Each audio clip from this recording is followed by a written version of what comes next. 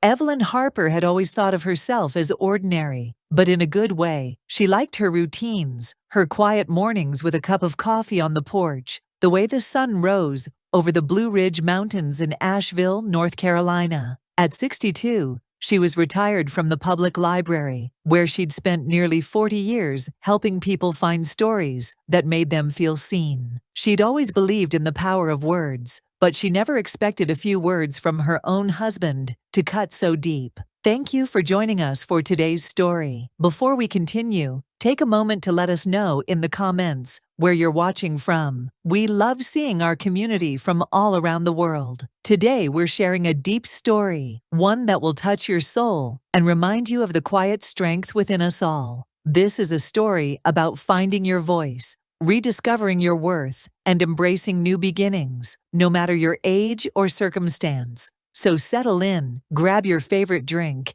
and get comfortable, because this is a story you won't want to miss.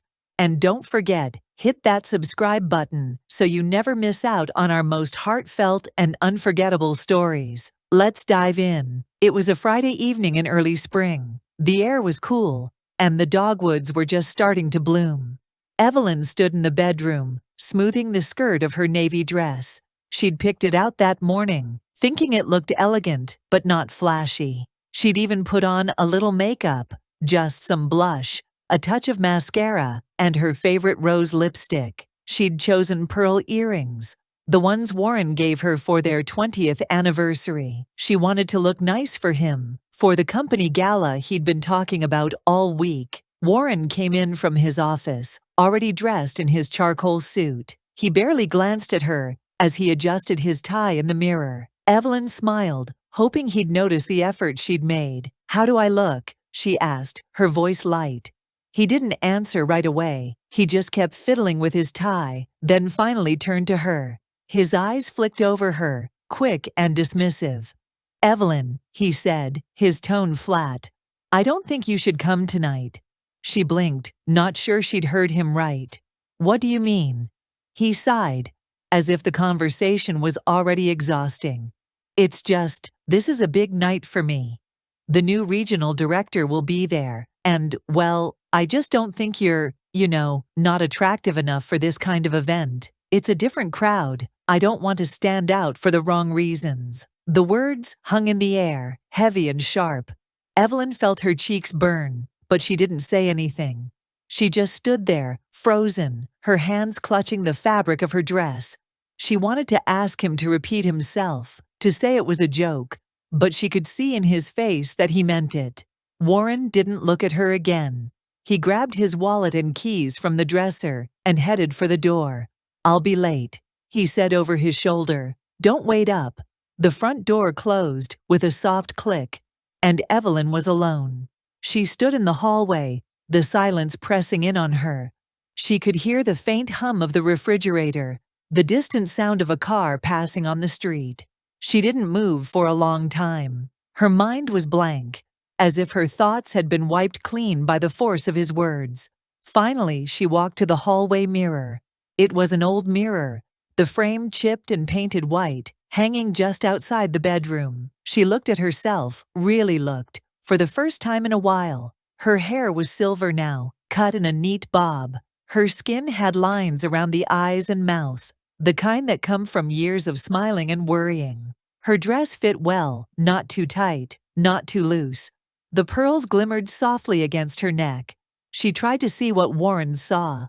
Was she really so plain, so unremarkable? She remembered being younger, when Warren used to say she was the prettiest woman in any room. She remembered the way he'd look at her when she laughed, the way he'd reach for her hand in public. When had that changed? When had she become invisible to him? Evelyn touched her cheek, feeling the warmth there. She didn't cry.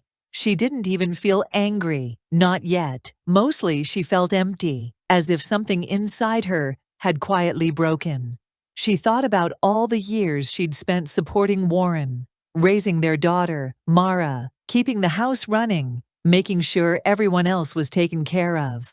She'd never thought much about her own needs, her own beauty, or lack of it. She stood in front of the mirror for a long time, searching her own eyes for answers. She saw sadness there and confusion, but also a flicker of something else, something like defiance, or maybe just the stubbornness that had gotten her through hard times before. The house felt colder now. She slipped off her shoes and set them neatly by the door. She took off the pearls and placed them back in their velvet box. She wiped the lipstick from her mouth with a tissue, watching the color smear away. She hung the navy dress back in the closet, careful not to wrinkle it. Evelyn changed into her softest pajamas and made herself a cup of tea. She sat at the kitchen table, staring at the steam rising from the mug.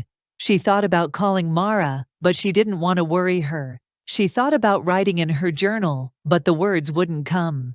Instead, she just sat there, listening to the quiet, feeling the weight of Warren's words settle over her like a heavy blanket.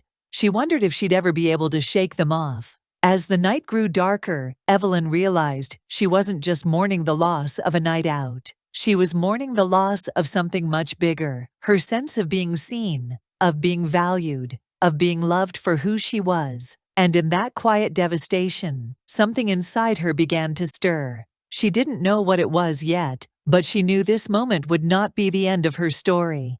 Evelyn sat at the kitchen table long after her tea had gone cold, her mind drifting back through the years.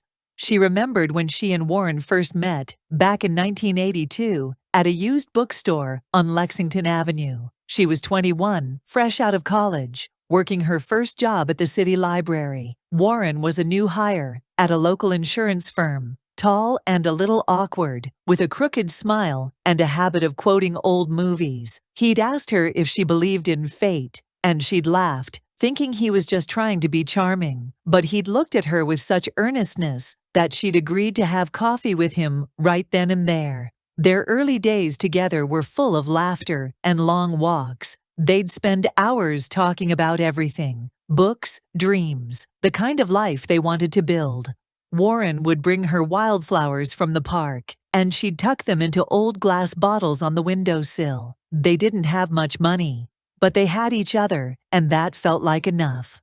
Evelyn remembered their first apartment, a tiny place above a bakery that always smelled like cinnamon rolls. The walls were thin, and the radiator clanged in the winter, but they made it home. They painted the kitchen yellow and filled the shelves with secondhand dishes. On Friday nights, they'd cook spaghetti together, dancing around the kitchen to old Motown records. Warren would twirl her under the flickering light, and she'd laugh until her sides ached. When Mara was born, everything changed, and yet somehow stayed the same. They were a team, taking turns with midnight feedings and diaper changes. Warren would read bedtime stories in silly voices, and Evelyn would sing lullabies until Mara drifted off. They were tired, always tired, but happy. They'd sit on the porch after Mara was asleep, sharing a glass of cheap wine and talking about their day. Warren would squeeze her hand and say, "We're doing all right, aren't we, Evie?"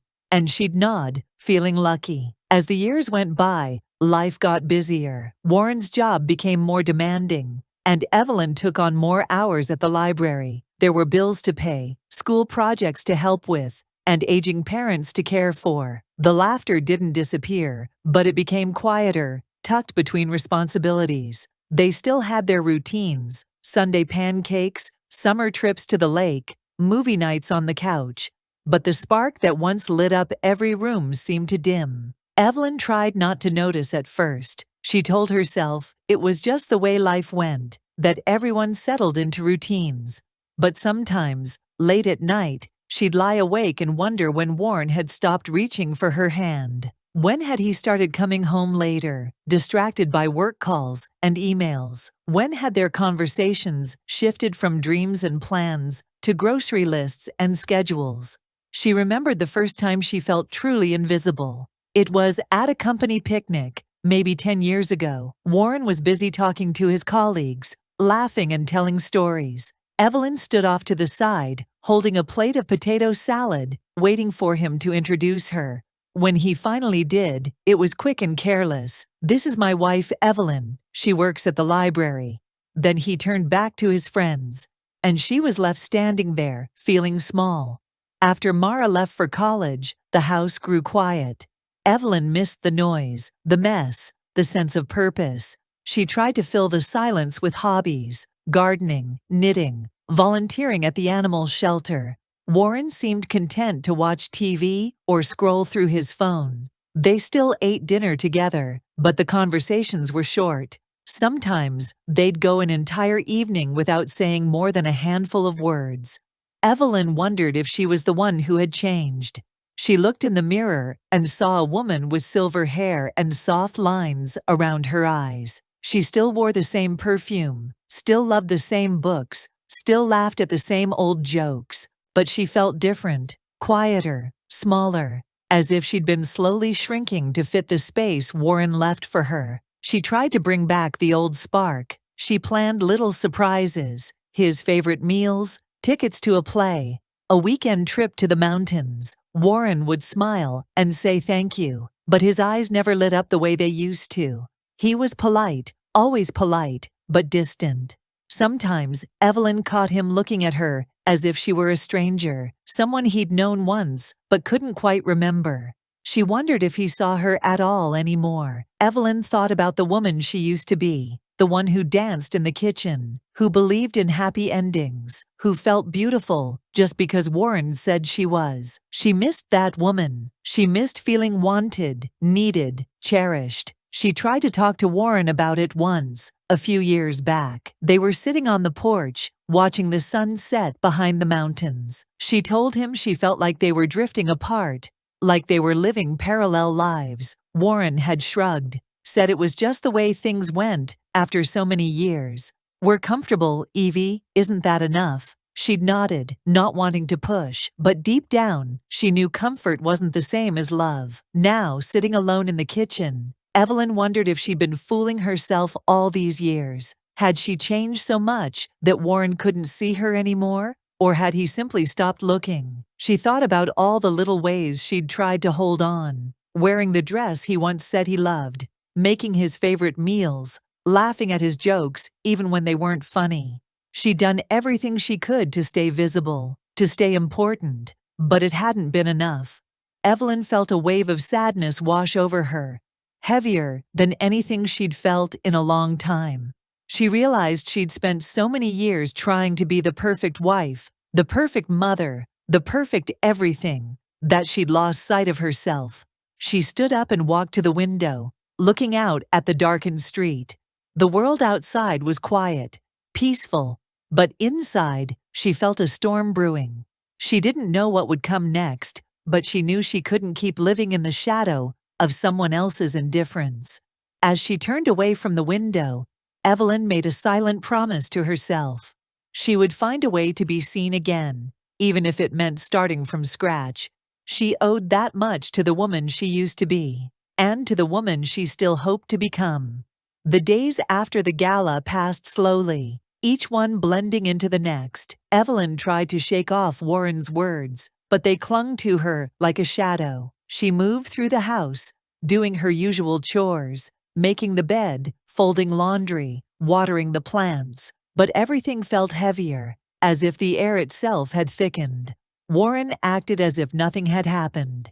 He came home from work at the same time every evening, hung his jacket on the same hook, and sat in his favorite chair with the newspaper or his phone. He'd ask, "What's for dinner?" without looking up, and Evelyn would answer, "Chicken and rice," or meatloaf, or whatever she'd spent the afternoon preparing. He'd nod, sometimes mumble, "Sounds good," and that was that. Evelyn tried to keep their connection alive. She'd set the table with fresh flowers from the garden, light a candle, or play soft music in the background. She'd ask Warren about his day, about the people at work, about the new regional director he'd been so eager to impress. Most nights, he'd give short answers: "Fine, busy, nothing special."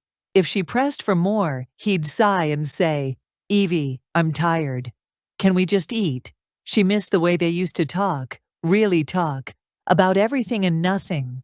She missed the way he'd listen to her stories from the library, how he'd laugh at her impressions of the regulars who came in every week. Now, if she mentioned a funny moment from her day, Warren would barely react. Sometimes he'd glance at his phone while she was speaking, scrolling through emails or reading the news. It wasn't just at home. Evelyn noticed the change when they were out in public, too. At church, Warren would walk ahead of her, barely waiting as she chatted with friends. At neighborhood gatherings, he'd drift off to talk with the men about sports or work, leaving her to make small talk with the other wives. If someone asked about her, Warren would answer for her. Evelyn's retired now, keeps busy with her garden, and then steer the conversation back to himself. She felt herself shrinking in those moments, her voice growing quieter, her presence fading. She tried to fight it. She'd bake Warren's favorite pecan pie, hoping he'd notice and say thank you. She'd suggest they watch an old movie together, like they used to, but he'd say he was too tired or that he had work to do. She'd reach for his hand during a walk, but he'd pull away to answer a call or check a message. Evelyn started to wonder if she was the problem. Maybe she was too boring, too predictable. Maybe she'd let herself go, stopped being interesting. She bought a new blouse, a bright teal one that brought out the color in her eyes, and wore it to dinner one night. Warren didn't say a word about it. He barely looked at her. The little things hurt the most. The way he'd forget to tell her about plans until the last minute. The way he'd leave her name off the RSVP for work events, saying, "It's just for employees, Evie. You wouldn't enjoy it." The way he'd laugh a little too loudly at someone else's joke, but barely smile at hers. One Saturday, they went to a retirement party for a neighbor. Evelyn spent the afternoon making a homemade lemon cake, her specialty. At the party, Warren introduced her to his colleagues as, "My wife, Evelyn. She's the one who keeps me organized." He didn't mention her years at the library, her love of books, or her volunteer work, just, "keeps me organized," as if that was all she was. Later, as they drove home, Evelyn stared out the window, her hands folded tightly in her lap. She wanted to ask Warren why he never talked about her the way he used to, why he made her sound so small, but she was afraid of the answer. She was afraid he'd say it didn't matter, that no one cared. At home, she tried to keep up appearances. She made sure Warren's shirts were ironed, his favorite snacks stocked in the pantry. She left little notes in his briefcase, "Good luck with your meeting," or "Don't forget your umbrella." But he never mentioned finding them. She wondered if he even noticed. Evelyn started to feel invisible, not just to Warren, but to everyone. At the grocery store, the cashier barely made eye contact. At the library, the new staff didn't know her name. Even Mara, busy with her own life in Atlanta, called less often. When she did, Evelyn would put on a cheerful voice, not wanting her daughter to worry. The loneliness crept in slowly, like a draft under the door. Evelyn found herself talking to the cat, Daisy, more than to Warren. She'd sit on the porch in the evenings, watching the sunset behind the mountains, feeling the ache of being alone, even when someone else was in the house. She tried to fill the emptiness with busy work, organizing closets, planting new flowers, baking bread, but nothing seemed to help. The house felt too quiet, too big. The silence between her and Warren grew wider every day. One night, as she lay in bed beside him, listening to his steady breathing, Evelyn realized she couldn't remember the last time he'd touched her just to be close. Not a hug, not a kiss on the cheek, not even a gentle squeeze of her hand. She missed the warmth of his arms, the comfort of his presence. She missed feeling wanted. She wondered if Warren even noticed her anymore, or if she'd become just another piece of furniture in his life, useful, familiar, but easy to overlook. Evelyn stared at the ceiling, her heart heavy. She thought about all the ways she'd tried to stay connected, all the little gestures that went unnoticed. She wondered how much longer she could keep trying before she disappeared completely. The quiet erosion of their marriage was almost invisible, like water wearing down stone. But Evelyn felt every crack, every chip, every piece of herself that slipped away. And deep down, she knew something had to change. She just didn't know how, or if Warren would even care when it did. It was a memory that Evelyn couldn't shake. No matter how many years had passed, she could still picture the night as if it had happened yesterday. A company dinner at the Biltmore Inn, the kind of event Warren used to insist she attend. Back then, she'd always say yes, even if it meant rearranging her library shifts or skipping her book club. She wanted to be there for him, to show her support, and, if she was honest, to feel like she was part of his world. That night, the ballroom was filled with the soft clink of glasses and the low hum of conversation. The tables were set with white linens and flickering candles. Evelyn wore a deep green dress that Mara had helped her pick out, and she'd spent extra time curling her hair. She remembered feeling nervous but excited, hoping Warren would be proud to have her by his side. As they entered the room, Warren's colleagues greeted him with handshakes and pats on the back. He seemed taller, more confident in this setting.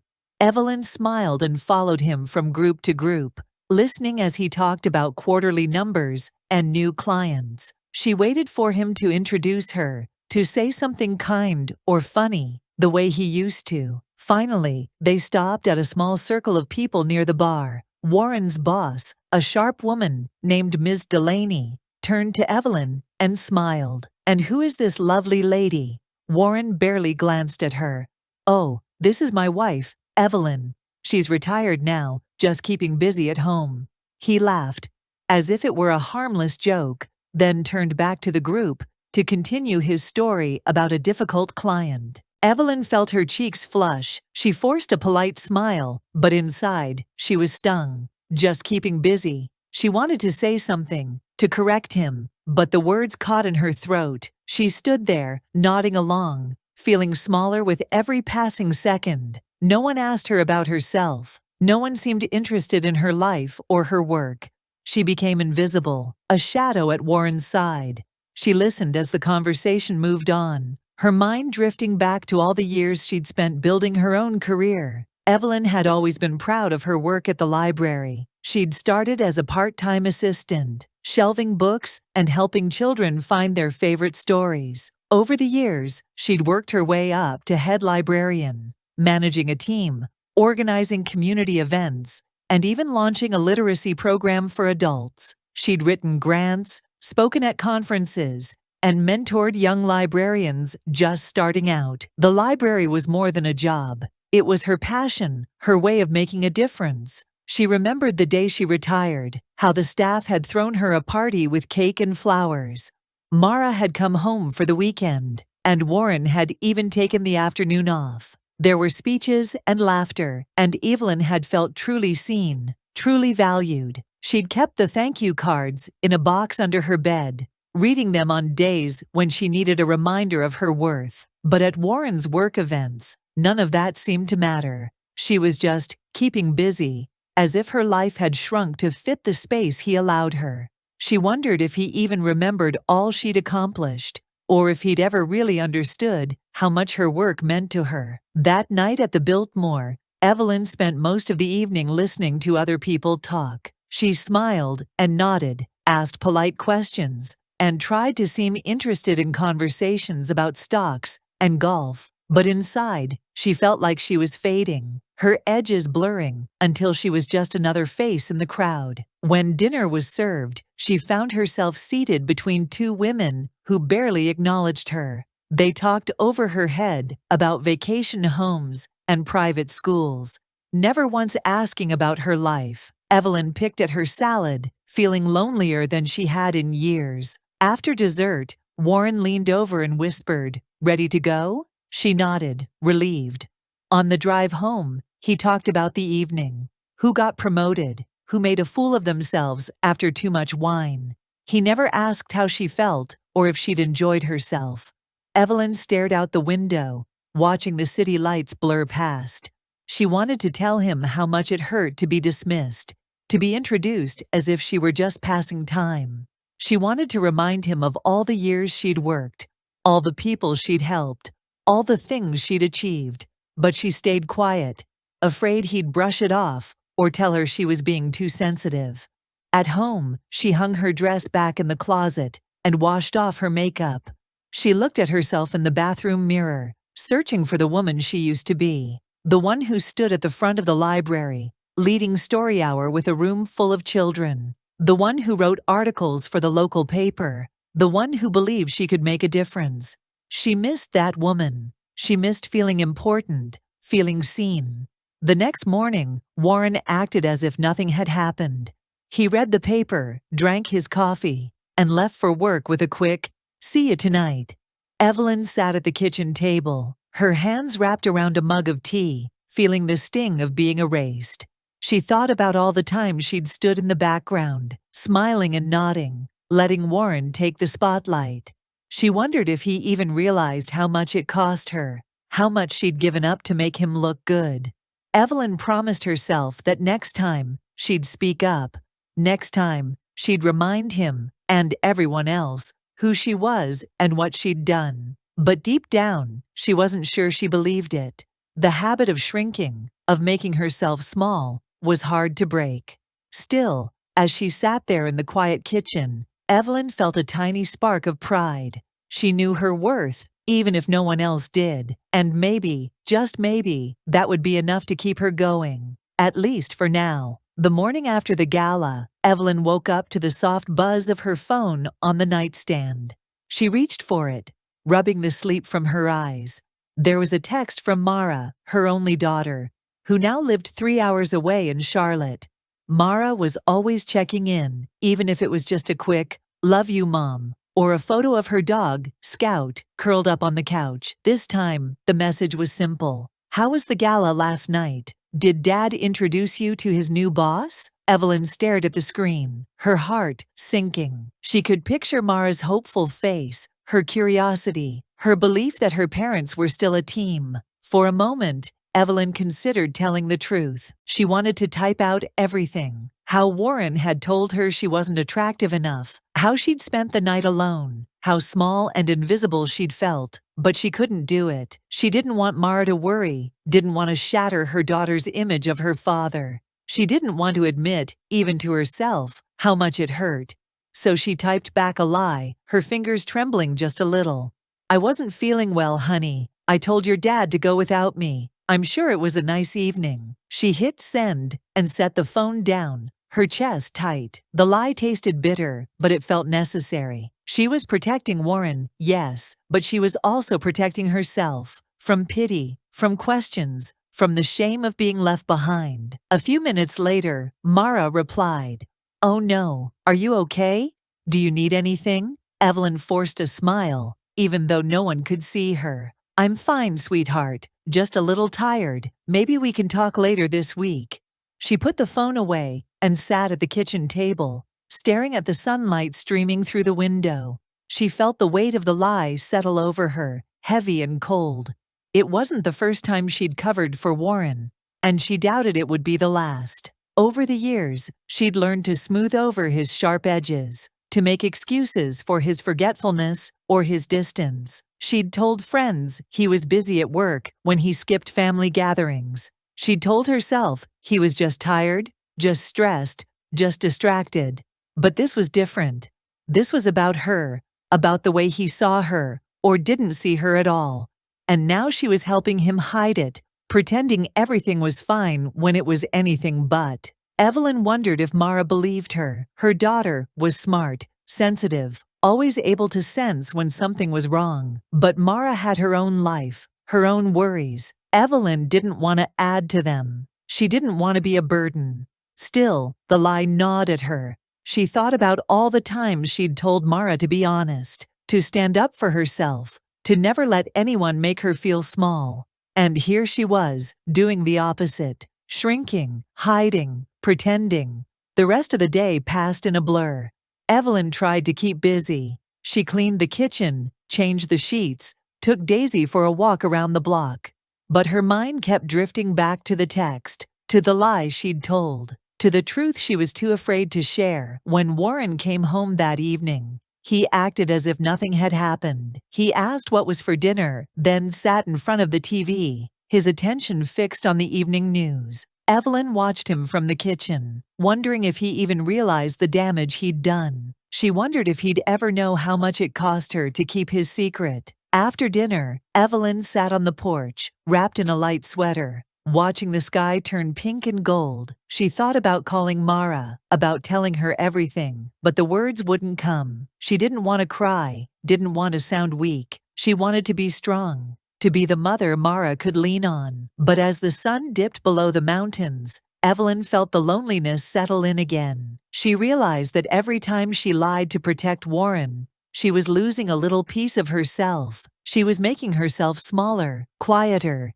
easier to ignore. And for the first time, she wondered how much longer she could keep doing it, how much more of herself she was willing to give away, just to keep the peace. The days after the gala slipped by, one after another, each one much like the last. Evelyn woke up early, as she always did, to the soft gray light of morning. She'd make a pot of coffee, pour herself a cup, and sit at the kitchen table, listening to the quiet hum of the refrigerator and the distant sound of birds outside. Sometimes, she'd watch the sun rise over the mountains, the sky turning from pale blue to gold, and wonder how she'd ended up feeling so alone in a house she'd once filled with laughter. Warren's routine never changed. He'd come downstairs, already dressed for work, barely glancing at her as he poured his own coffee. He'd check his phone, answer a few emails, and leave with a quick, "See you tonight." No kiss, no hug, not even a touch on the shoulder, just the sound of the door closing behind him. Evelyn would clean up the kitchen, feed Daisy, and start her day. She'd water the plants on the porch, fold laundry, and make the bed. She'd walk to the mailbox, stopping to chat with Mrs. Larkin next door if she was outside. Sometimes she'd drive to the grocery store or the library just to have somewhere to go. She'd pick up a new book, even if she wasn't sure she'd read it, and chat with the librarian about the weather or the latest town news. The afternoons were the hardest. The house felt too big, too quiet. Evelyn would sit in the living room, knitting or working on a crossword puzzle, the TV playing softly in the background. She'd think about calling Mara, but she didn't want to sound needy. She'd think about inviting a friend over for tea, but most of her friends were busy with their own families, their own lives. Sometimes she'd look at old photo albums, flipping through pictures of birthday parties, vacations at the lake, Christmas mornings with Mara in her pajamas. She'd see herself in those photos, smiling, arms around Warren or Mara, her eyes bright and full of life. She remembered how it felt to be needed, to be loved, to be the center of someone's world. She remembered the early years of her marriage, when Warren would come home and sweep her into a hug, spinning her around the kitchen just because he could. She remembered the way he'd look at her across a crowded room, a secret smile just for her. She remembered the sound of Mara's laughter, the way the house used to ring with noise and joy. Now, the silence pressed in on her from all sides. Even when Warren was home, it felt like he was miles away. He'd sit in his chair, watching TV or scrolling through his phone, barely speaking unless he needed something. Dinner was a quiet affair. Evelyn would cook, Warren would eat, and then he'd disappear into his office or back to the living room. Sometimes she'd try to start a conversation, asking about his day or sharing a story from hers, but his answers were always short. Fine. Nothing new.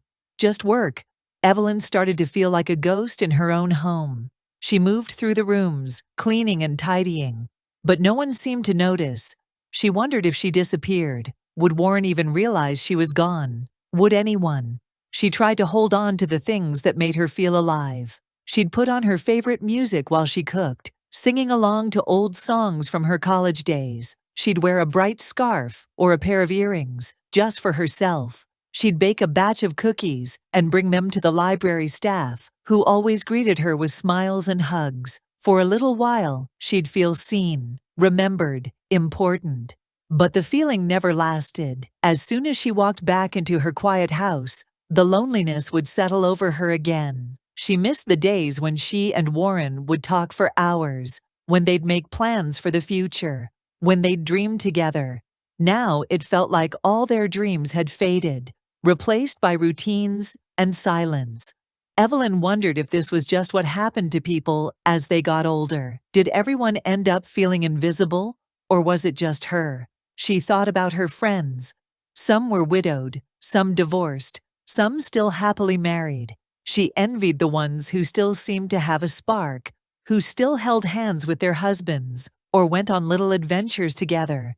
She tried to tell herself it was enough, that she was lucky to have a roof over her head, food on the table, and a family who loved her, even if they were far away. But deep down, she knew she wanted more. She wanted to feel alive again, to feel like she mattered. One evening, after Warren had gone to bed, Evelyn sat on the porch, wrapped in a blanket, watching the fireflies dance in the yard. She thought about the woman she used to be, the one who laughed easily, who believed in happy endings, who felt beautiful just because someone told her she was. She missed that woman. She wondered if she was still in there somewhere, waiting to be found. The slow fade of her marriage, of her life, felt like a kind of grief. She was mourning not just what she'd lost, but what she'd become. She didn't know how to fix it, didn't know if it could be fixed. But as she sat there in the quiet night, she promised herself she wouldn't give up. She would find a way to feel alive again, even if it meant starting small. For now, she would hold on to the memories of being vibrant, loved, and seen. She would keep looking for little moments of joy, little sparks of hope, and maybe, just maybe, she'd find her way back to herself. It was a chilly Saturday evening in late October when Evelyn reached her breaking point. The leaves had turned gold and red, and the air smelled of wood smoke. Warren had been talking all week about a big dinner at the country club, another work event, another night Evelyn wasn't invited. He told her it was just for the team, that spouses weren't expected. She didn't argue. She just nodded, pretending it didn't sting. But that afternoon, while folding laundry, Evelyn got a call from her neighbor Linda, who mentioned she'd seen Warren's name on the guest list for the dinner. "Are you going too, Evelyn? I heard it's a fancy one."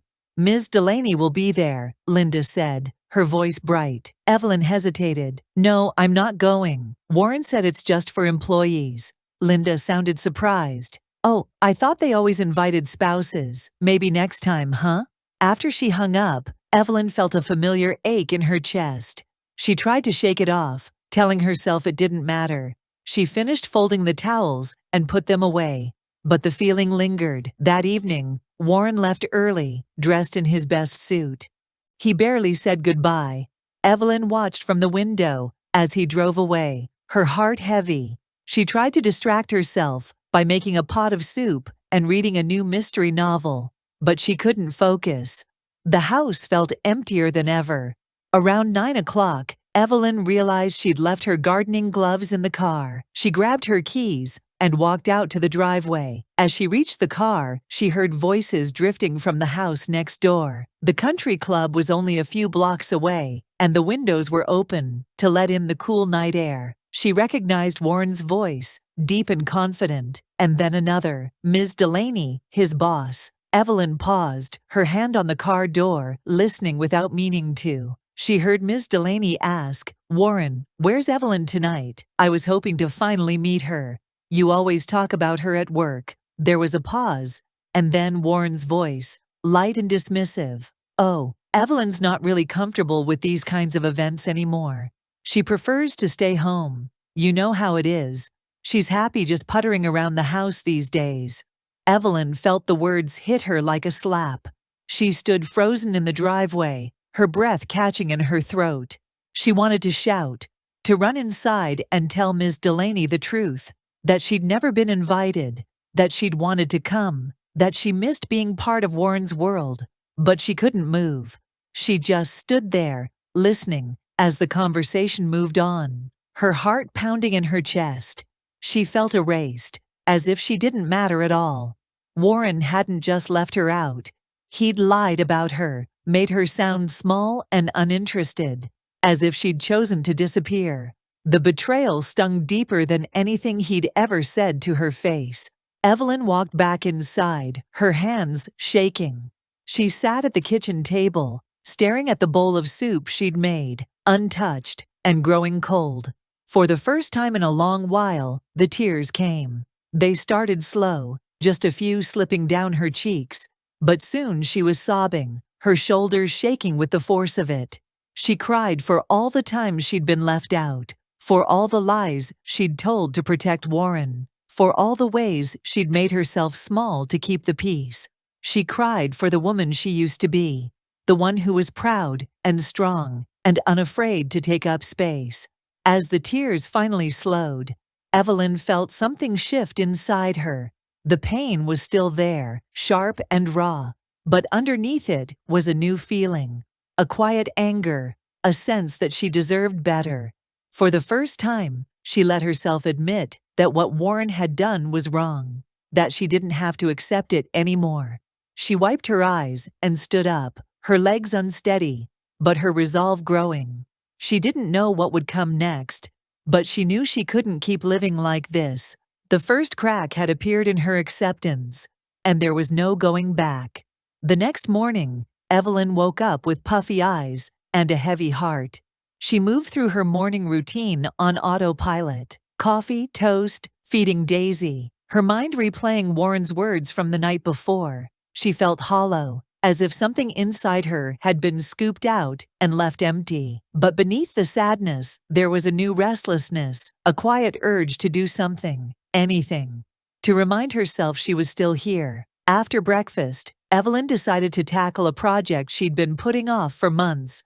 Cleaning out the attic. The space above the garage was cluttered with boxes from decades of living. Old holiday decorations, Mara's childhood toys, boxes of books, and bags of clothes she'd meant to donate. She figured the work would keep her busy and maybe help clear her mind. She pulled down the creaky ladder and climbed up, the air thick with dust and the faint smell of cedar. Sunlight filtered through a small window, casting stripes across the floor. Evelyn started with the boxes closest to the door, sorting through Christmas ornaments and faded wrapping paper. She found a box of Mara's school projects, finger paintings, spelling bee ribbons, a clay bowl with her name scratched into the side. Evelyn smiled, her heart softening for a moment. As she worked her way deeper into the attic, she came across a battered cardboard box labeled Warren Work Stuff. She hesitated, then opened it, curious. Inside were old files, notebooks, and a stack of envelopes. She thumbed through them, not really looking for anything in particular, until one envelope caught her eye. It was addressed to both her and Warren, the handwriting neat and unfamiliar. Evelyn slid the letter out and unfolded it. The paper was thick, the kind used for special occasions. At the top was the company logo, and beneath it, Ms. Delaney's name. Evelyn's hands trembled as she read, "Dear Warren and Evelyn, I wanted to personally thank you both for your help with last month's presentation. Warren, your delivery was excellent, but it was clear the real magic happened in the editing. Evelyn, your suggestions made the message so much stronger and more heartfelt. I've heard from several clients who were moved by your words. You are a true asset, not just to Warren, but to our entire team. With gratitude, Ms. Delaney." Evelyn stared at the letter, her eyes filling with tears. Not from sadness this time, but from something like relief. She remembered that night, years ago, when Warren had been struggling to write a speech for a big client dinner. He'd been frustrated, pacing the living room, tossing crumpled pages into the trash. Evelyn had sat with him for hours, helping him organize his thoughts, suggesting stories and phrases that would connect with the audience. She'd even typed up the final draft, making sure every word sounded just right. Warren had thanked her, but only in passing. He'd never mentioned her help to anyone else, never told his colleagues or his boss. She'd watched him deliver the speech, watched the applause, and felt proud, even if no one knew she'd played a part. But Ms. Delaney had noticed. She'd seen Evelyn's contribution, valued it enough to write a letter, and Warren had just stuffed it in a box, forgotten in the attic. Evelyn sat back on her heels, the letter trembling in her hands. She read it again, slower this time, letting the words sink in. You are a true asset, not just to Warren, but to our entire team. She whispered the words out loud, tasting them, letting them fill the empty space inside her. For so long, she'd let herself believe she was invisible, that her efforts didn't matter, that she was just keeping busy while Warren did the important work. But here was proof, real, written proof, that she had made a difference, that someone had seen her, appreciated her, and taken the time to say so. Evelyn felt a warmth spread through her chest, a small but steady flame. She wasn't invisible. She wasn't just a shadow in Warren's life. She had skills, ideas, and a voice that mattered. She'd helped, she'd contributed, and someone had noticed. She thought about all the times she'd stayed quiet, all the times she'd let Warren take the credit, all the times she'd made herself small so he could shine. She realized she didn't have to do that anymore. She didn't have to hide her light just to make someone else comfortable. Evelyn carefully folded the letter and slipped it into her pocket. She finished sorting the box, but her mind was somewhere else, racing with new thoughts. She felt lighter, as if a weight had been lifted from her shoulders. When she came back downstairs, she made herself a fresh cup of coffee and sat at the kitchen table, the letter beside her. She read it one more time, then placed it in her own keepsake box, right next to Mara's school ribbons and her retirement cards. It belonged with the things that mattered, the things that reminded her of who she was. For the rest of the day, Evelyn moved through the house with a new sense of purpose. She put on her favorite music, opened the windows to let in the crisp autumn air, and even called Mara just to hear her voice. She didn't mention the letter, not yet, but she felt its power in every word she spoke. That night, as she got ready for bed, Evelyn looked at herself in the mirror. She saw the same silver hair, the same lines around her eyes, but she also saw something new, a spark, a quiet strength. She smiled, feeling the truth settle deep inside her. "I am not invisible," she whispered. "I am still here." And for the first time in a long while, she believed it. The letter from Ms. Delaney stayed on Evelyn's mind for days. She kept it in her nightstand, folded neatly, and sometimes she'd take it out just to read the words again. Each time she felt a little stronger, a little more herself. It was as if the letter had unlocked something inside her, a part of her that had been waiting, quietly, to come back to life. Evelyn started with small things. The next morning, she made her coffee the way she liked it, strong, with a splash of cream and a sprinkle of cinnamon. For years, she'd made it the way Warren preferred, black and bitter, but now she realized she didn't have to. She sat on the porch, wrapped in her favorite old sweater, and sipped her coffee slowly, watching the sun rise over the mountains. The taste was warm and comforting, and for the first time in a long while, she felt like she was doing something just for herself. She went to her closet and pulled out clothes she hadn't worn in ages, a bright blue blouse, a pair of silver earrings, a scarf with sunflowers on it. She put them on even though she had nowhere special to go. When she looked in the mirror, she saw a woman who still had color, still had style, still cared about how she felt. It made her smile. Evelyn decided to call her old friend, June, who she hadn't seen in almost a year. June answered on the second ring, her voice as cheerful as ever.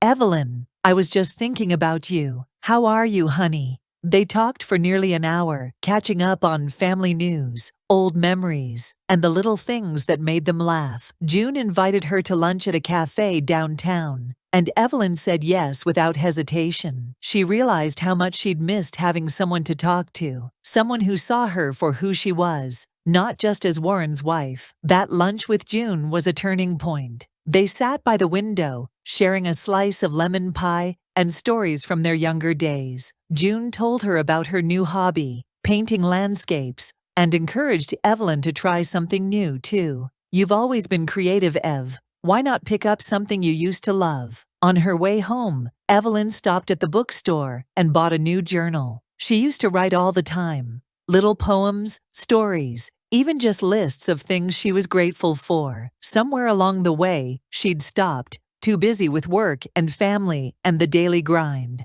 But now, she felt the urge to put her thoughts on paper again. That evening, after Warren had gone to bed, Evelyn sat at the kitchen table with her new journal and a pen. She started with a simple sentence, Today I chose for myself. The words felt good, honest. She wrote about her coffee, her clothes, her lunch with June. She wrote about the letter from Ms. Delaney, about how it made her feel seen. She wrote about the sadness too, and the hope that was slowly growing inside her. Journaling became her nightly ritual. Some nights, she wrote pages and pages. Other nights, just a few lines. But each time she felt a little lighter, a little more in control of her own story. Mara noticed the changes in her mother almost right away. She called one afternoon, her voice bright. "Mom, you sound different, happier. What's going on?" Evelyn laughed, surprised by how true it was. "I don't know, honey. I guess I'm just trying to take better care of myself." Mara was quiet for a moment, then said, "I'm glad. You deserve it, Mom. You really do." A few days later, Mara came to visit. She walked in the door and stopped, looking her mother up and down. "Wow, Mom, you look great. I love that scarf." Evelyn grinned, feeling a little shy but proud. "Thank you. I thought it was time to wear something cheerful." They spent the afternoon baking cookies and talking about everything. Mara's job, her friends, the latest book she was reading. Evelyn felt more present, more engaged, as if she was finally waking up after a long sleep. That evening, after Mara had gone home, Evelyn sat on the porch with her journal and wrote about the day. She wrote about the laughter, the warmth, the feeling of being truly alive. She realized she didn't need anyone's permission to be happy, to make choices for herself, to take up space in her own life. She started saying yes to more things. Lunches with friends, walks in the park, even a painting class at the community center. She bought herself fresh flowers for the kitchen table, just because they made her smile. She tried new recipes, listened to new music, and let herself dream about the future. Warren noticed the changes too, though he didn't say much. He'd glance at her sometimes, a puzzled look on his face, as if he was seeing her for the first time in years. Evelyn didn't explain. She didn't feel the need to. This was her journey, her reclamation, and she was finally doing it for herself. Each small act, each cup of coffee, each bright scarf, each page in her journal was a step toward becoming whole again. Evelyn knew she still had a long way to go, but for the first time in a long while, she was excited to see where the path would lead. It was a Tuesday morning when the invitation arrived. Evelyn was in the kitchen, humming to herself as she wiped down the counters, when she heard the mail slot clatter. She didn't think much of it at first, just the usual bills and flyers, she figured. But when she picked up the stack of mail, one envelope stood out. It was thick, cream-colored, and had her name written in elegant handwriting, Mrs. Evelyn Harper. Curious, she opened it right there at the kitchen table. Inside was a formal card with gold trim and the company logo at the top. The message was short but clear. "Dear Mrs. Harper, we would be honored if you would join us as our special guest at the upcoming Regional Appreciation Dinner. Your past support and contributions have not gone unnoticed. Sincerely, Ms. Delaney." Evelyn stared at the card, her heart pounding. She read it again, just to be sure she hadn't misunderstood. It was addressed to her, just her. Not Warren and Evelyn, not Mr. and Mrs. Harper. It was an invitation for her, and her alone. A wave of emotions washed over her. First, there was surprise. She'd never been invited to one of Warren's work events on her own before. Then came a flutter of excitement, mixed with a pinch of fear. What would people think? Would Warren be upset? Did she even belong there? But underneath it all was something else, something she hadn't felt in a long time. Vindication. Ms. Delaney had seen her, remembered her, and wanted her there. It was proof that she mattered, that her efforts hadn't been invisible after all. Evelyn sat at the table, turning the invitation over in her hands. She thought about all the times she'd been left out, all the times Warren had told her she wouldn't enjoy these events, all the times she'd watched him walk out the door without her. Now, for the first time, she had a choice. She called Mara that afternoon, her voice trembling with nerves and excitement. "Honey, you'll never guess what came in the mail today." Mara listened as Evelyn read the invitation out loud. There was a pause, then Mara let out a whoop of joy. "Mom, that's amazing. You have to go. You absolutely have to." Evelyn hesitated. "I don't know, Mara. What if it's awkward? What if Warren gets upset?" Mara's voice softened. "Mom, this is your moment. You deserve to be there. Don't let anyone make you feel like you don't belong." Later that day, Evelyn called her friend Lorna, who had always been her cheerleader. Lorna was thrilled. "You're going, right? I'll help you pick out something to wear. We'll make a day of it." With their encouragement, Evelyn started to feel braver. She pulled out her nicest dress, a deep plum color that made her feel elegant, and tried it on. Lorna came over with a box of jewelry and a bottle of nail polish, and together they laughed and planned, just like they used to when they were younger. As the day of the dinner approached, Evelyn's nerves came and went in waves. Sometimes she'd feel a jolt of fear. What if she said the wrong thing or looked out of place? But then she'd remember the letter from Ms. Delaney, the invitation with her name on it, and the way Mara and Lorna believed in her. The night before the event, Evelyn sat at her vanity, brushing her hair and looking at her reflection. She saw a woman who had been through a lot, who had lost herself for a while, but was finding her way back. She saw strength in her eyes and a hint of excitement in her smile.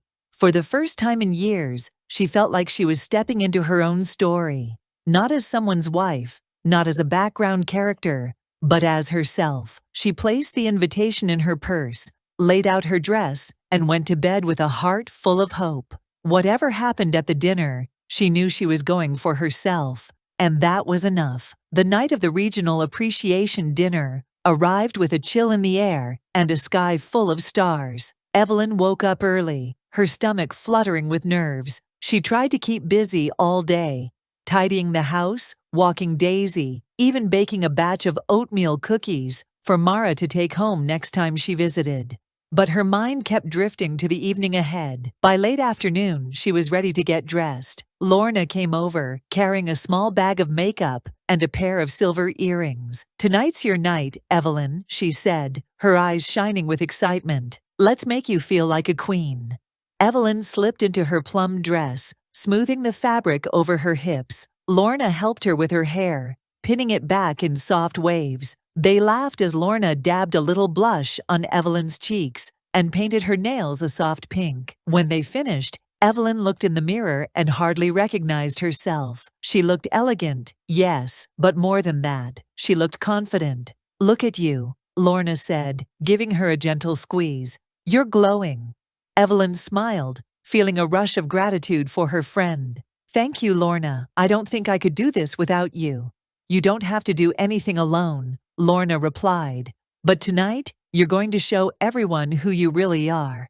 Evelyn took a deep breath, grabbed her small silver clutch, and headed out the door. She drove herself to the country club, her hands gripping the steering wheel a little tighter than usual. The parking lot was already filling up with cars, and she could see people in suits and dresses making their way inside. She sat in the car for a moment, gathering her courage. She thought about all the times she'd watched Warren walk into these events without her, all the times she'd told herself she didn't belong.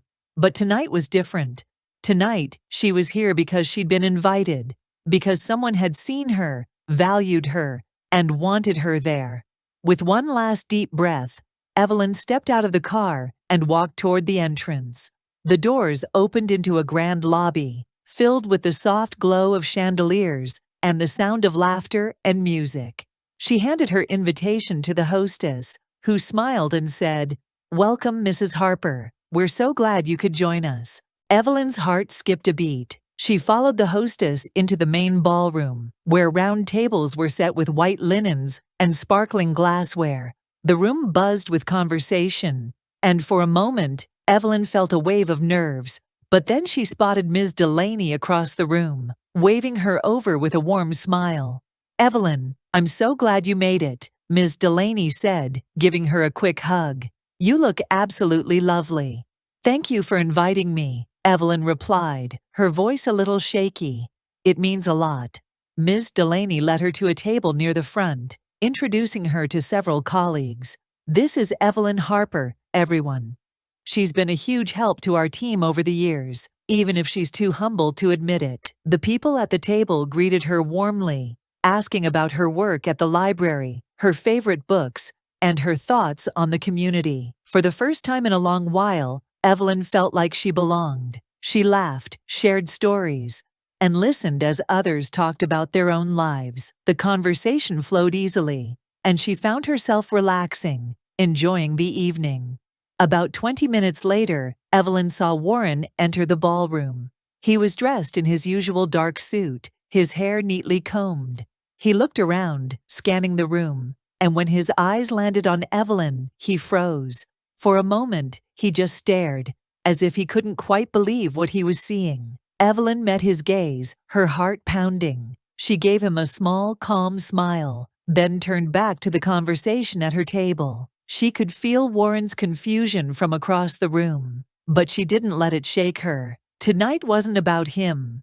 A few minutes later, Warren made his way over, his face tight with surprise. "Evelyn," he said, his voice low. "What are you doing here?" Before Evelyn could answer, Ms. Delaney stepped in. "I invited her, Warren. I wanted to thank her in person for all the help she's given us over the years. You never told me how talented your wife is." Warren looked flustered, glancing from Ms. Delaney to Evelyn, and back again. "Well, yes, she's always been supportive," he mumbled. Ms. Delaney smiled, but there was a firmness in her tone. "Supportive is an understatement. That presentation you gave last year, Evelyn's edits made it what it was. I've always appreciated her insight, and I think it's time everyone else did, too." The people at the table nodded, some murmuring their agreement. Evelyn felt a flush of pride, mixed with a strange sense of justice. For so long she'd been in the background, her contributions unnoticed. Now, in front of everyone, Ms. Delaney was shining a light on her work. Warren shifted uncomfortably, clearly caught off guard. He tried to change the subject, but Ms. Delaney wasn't finished. "Evelyn, would you mind sharing a little about your work at the library? I've heard you started a reading program for seniors." Evelyn smiled, her nerves fading. "Yes, I did. We meet every Thursday afternoon. It's one of my favorite things, seeing people connect over stories, even later in life." The table listened with interest, asking questions and sharing their own experiences. Warren sat quietly, his usual confidence replaced by a kind of awkward silence. For the first time, Evelyn realized he was the one on the outside, not her.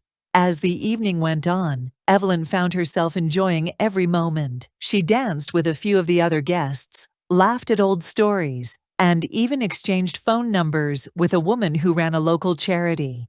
She felt alive, seen, and valued.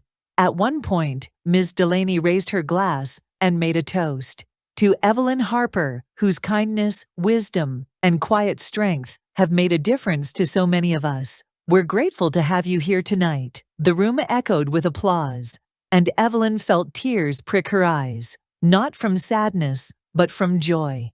She looked around the room, at the faces smiling back at her, and felt a sense of belonging she hadn't felt in years. Warren tried to catch her eye, but Evelyn simply smiled and turned back to her new friends. She didn't need his approval anymore. She had found her own place, her own voice, and she wasn't going to let anyone take that away from her again. As the night drew to a close, Ms. Delaney pulled Evelyn aside. "Thank you for coming, Evelyn. I hope you know how much you're appreciated." Evelyn squeezed her hand. "Thank you for seeing me." She left the country club with her head held high, the cool night air filling her lungs. She felt lighter, freer, as if she'd finally stepped out of the shadows and into the light. Driving home, Evelyn thought about everything that had happened. The invitation, the warm welcome, the public acknowledgement of her worth. She realized that this was just the beginning. She was done being invisible. She was ready to live her life on her own terms, with her head held high and her heart wide open. And as she pulled into her driveway, she whispered to herself, "I am enough. I always have been." The morning after the dinner, Evelyn woke up feeling lighter than she had in years. She made her coffee just the way she liked it and sat by the kitchen window, watching the sun rise over the mountains.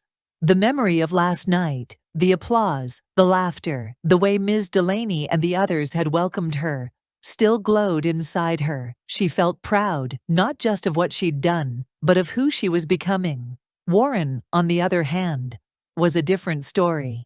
He came downstairs later than usual, his face drawn and quiet.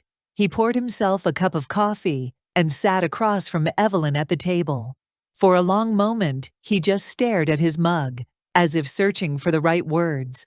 Finally, he cleared his throat. "You seemed to have a good time last night." Evelyn nodded, her voice calm. "I did.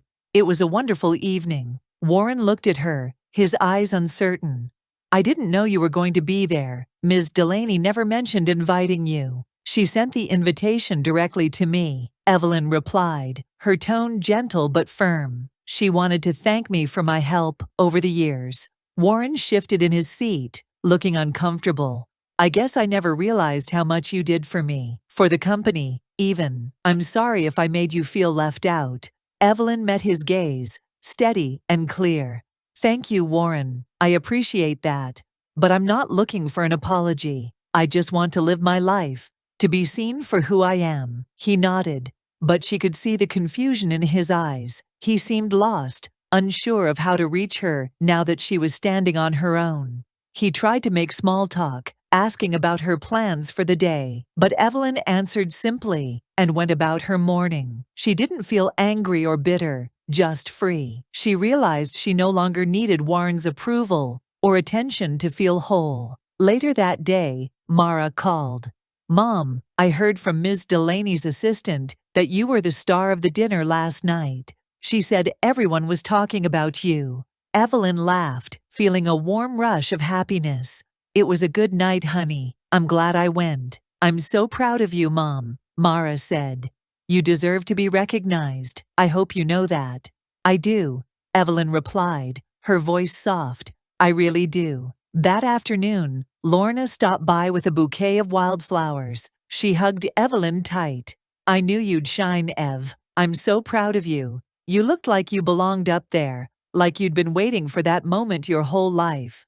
Evelyn smiled, arranging the flowers in a vase. "Thank you, Lorna. I think I was waiting, but I'm not waiting anymore." The days that followed were different. Warren tried to reconnect in small ways, offering to help with dinner, asking if she wanted to watch a movie together, even suggesting they go for a walk. Evelyn accepted his gestures politely, but she didn't feel the old pull to please him or make things right. She was kind, but she kept her boundaries. She spent more time with friends, more time writing in her journal, more time doing things that made her happy. Warren seemed to sense the change. He watched her with a mixture of regret and confusion, as if he was only now realizing what he'd lost. But Evelyn didn't let it weigh her down. She knew she couldn't change the past, and she didn't want to go back to the way things were. She was moving forward, step by step, into a life that was finally her own.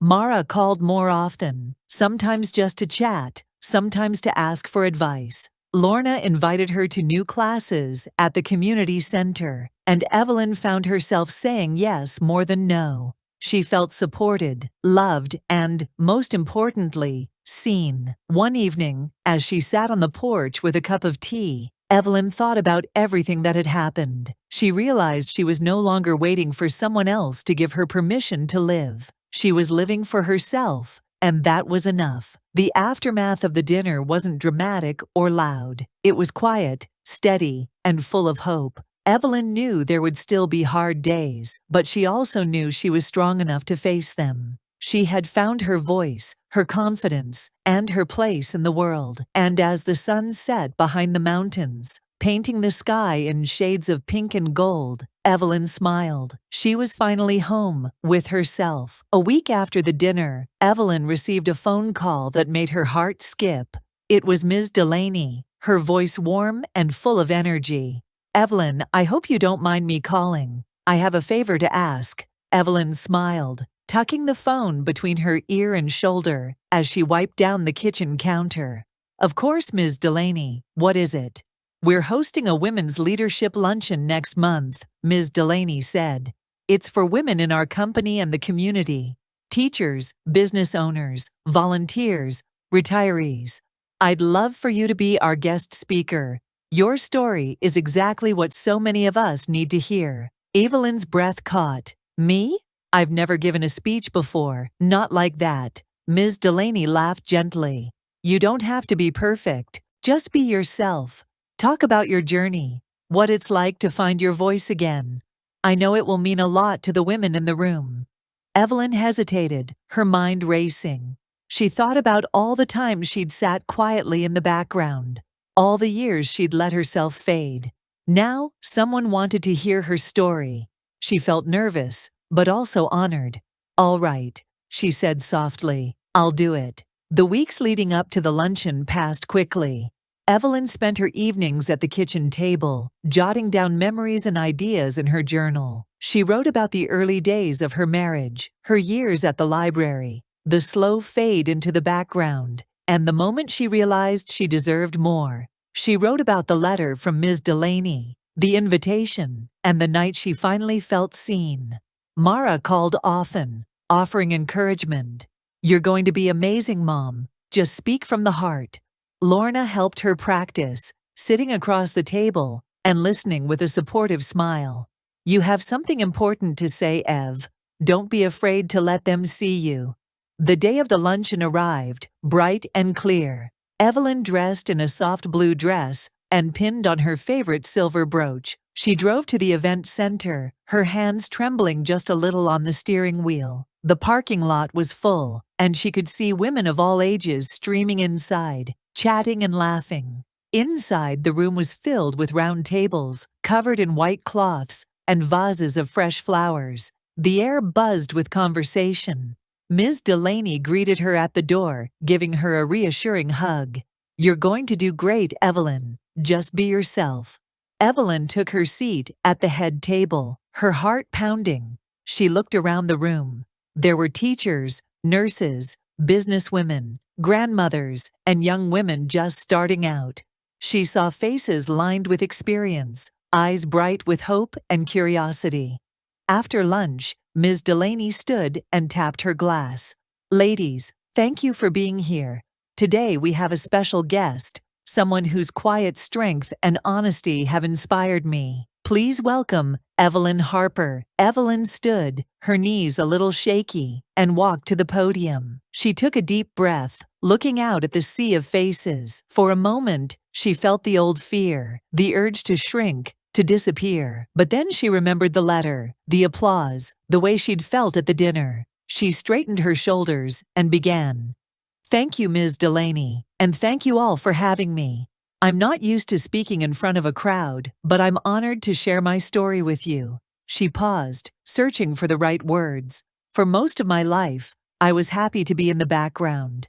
I was a wife, a mother, a librarian.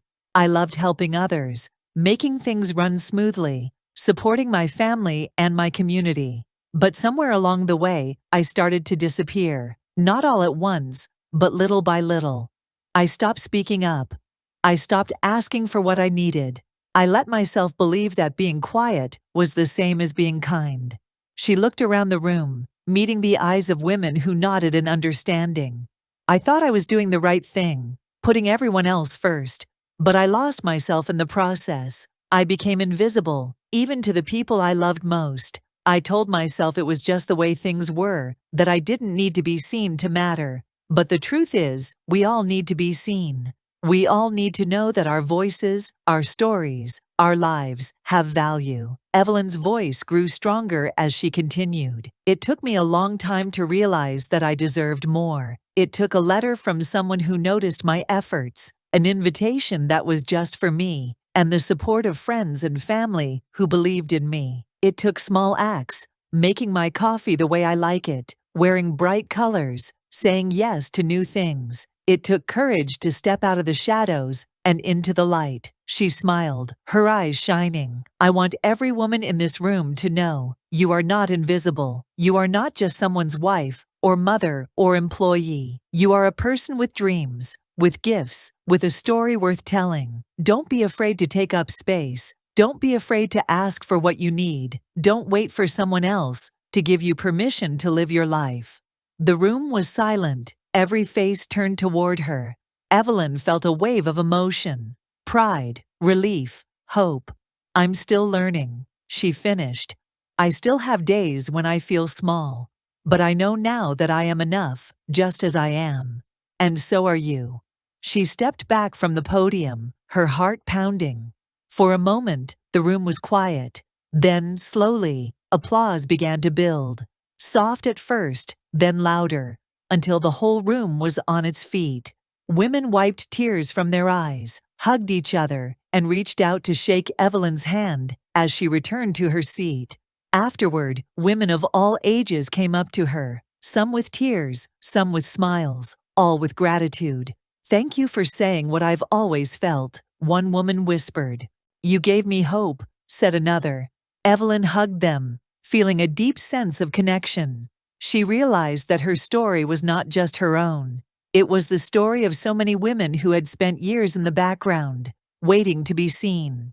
As she left the luncheon, Evelyn felt lighter than ever. She had found her voice, and in doing so, had helped others find theirs. She knew there would still be hard days, but she also knew she was never truly alone. She was seen, she was heard, and she was finally, beautifully, herself. The weeks after the luncheon felt like a new season in Evelyn's life. She woke up each morning with a sense of purpose, her heart lighter than it had been in years. The applause and hugs from the women at the luncheon stayed with her, echoing in her mind whenever she doubted herself. She realized she wasn't just healing from the past. She was growing into someone new. Her relationship with Mara blossomed in ways she hadn't expected. Mara called more often, not just to check in, but to share her own struggles and dreams. They talked about everything: work, friendships, even the little things like new recipes or books they were reading. One Saturday, Mara drove up for a visit, and they spent the whole afternoon in the kitchen, baking bread and laughing until their sides hurt. Mara hugged her tightly before leaving. "I'm so proud of you, Mom. You're teaching me how to be brave." Evelyn's friendship with Lorna grew deeper too. They started meeting every week for coffee or a walk in the park. Sometimes they joined a group of women at the community center, sharing stories and advice. Lorna encouraged Evelyn to keep writing, and together they even started a small book club for women in their neighborhood. The group became a safe space for laughter, tears, and honest conversation. Evelyn felt surrounded by support, and she gave it back in equal measure. One afternoon, a young woman named Tessa approached Evelyn after a book club meeting.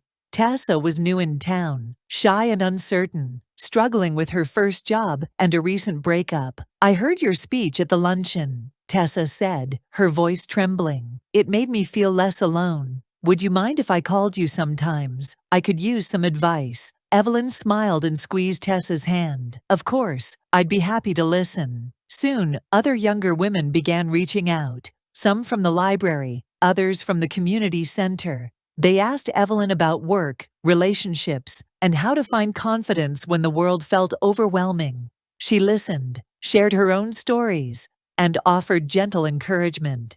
She realized she had wisdom to give, and it felt good to help others find their way.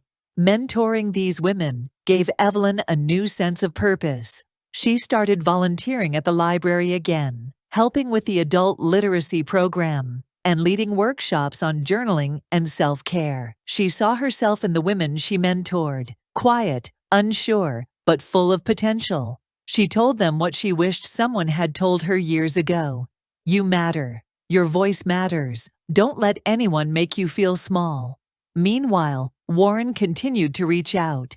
He tried to be more present, asking Evelyn to join him for dinner or suggesting they take a drive together. He apologized again for the way he'd treated her, his voice full of regret. "I didn't realize how much I was taking you for granted," he said one evening, his eyes sad. "I want to make things right." Evelyn listened, her heart soft but steady. She was kind to Warren, but she didn't let herself get pulled back into old patterns. She knew he was trying, but she also knew her healing didn't depend on him. She was grateful for his efforts, but she was focused on her own growth now. She spent her time with people who lifted her up, who saw her for who she truly was. Sometimes, Warren would watch her from across the room, a look of longing in his eyes. Evelyn wished him well, but she didn't feel responsible for his happiness anymore. She had learned to put herself first, to nurture her own dreams and friendships. As spring turned to summer, Evelyn felt a quiet joy settle over her life. She was surrounded by love, Mara's calls, Lorna's laughter, the gratitude of the women she mentored.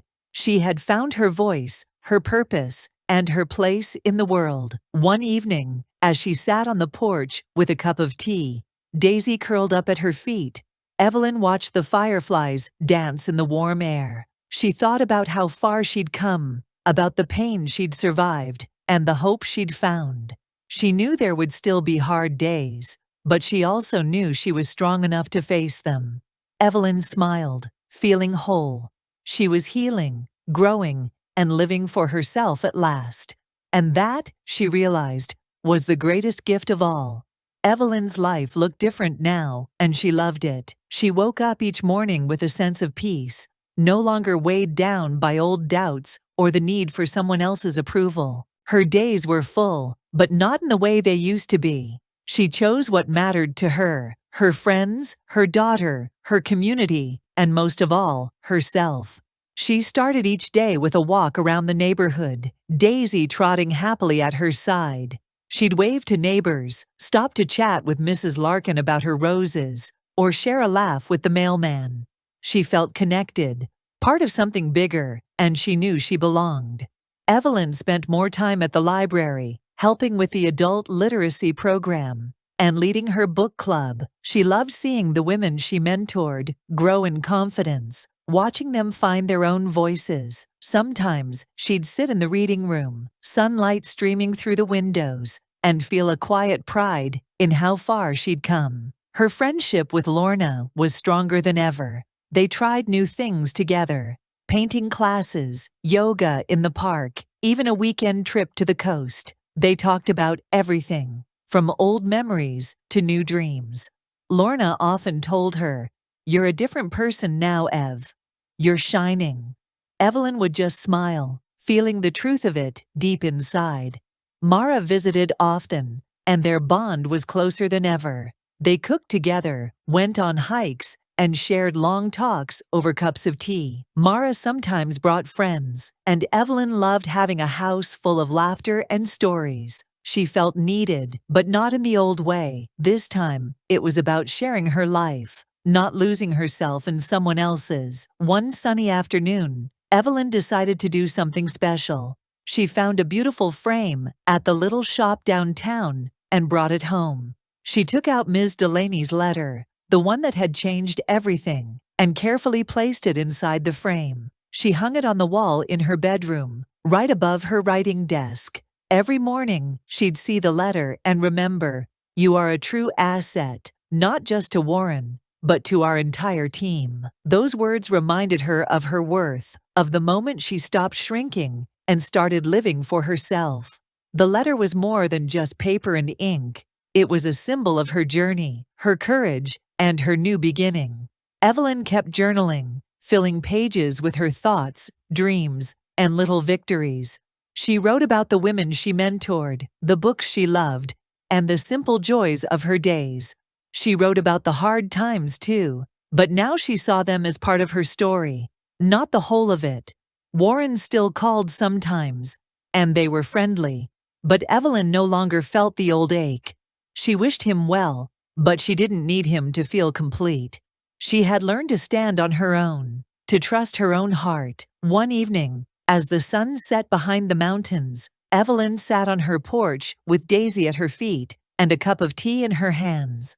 She watched the sky turn pink and gold, the world quiet and peaceful. She thought about everything she'd been through, the loneliness, the pain, the slow journey back to herself. She smiled, feeling a deep sense of gratitude. She was still here. She was enough. Evelyn wanted to share her story, to remind other women that it's never too late to start again. She hoped her journey would inspire others to find their own voices, to step out of the shadows and into the light. If Evelyn's story touched your heart, please remember to like, share, and comment below. Your thoughts and stories matter too. And if you want more stories of hope, strength, and new beginnings, don't forget to subscribe. Together, we can lift each other up. One story, one heart, one day at a time. Evelyn looked out at the world, her heart full. She whispered to herself, "I am still here. I am enough." And she knew, finally and completely, that it was true.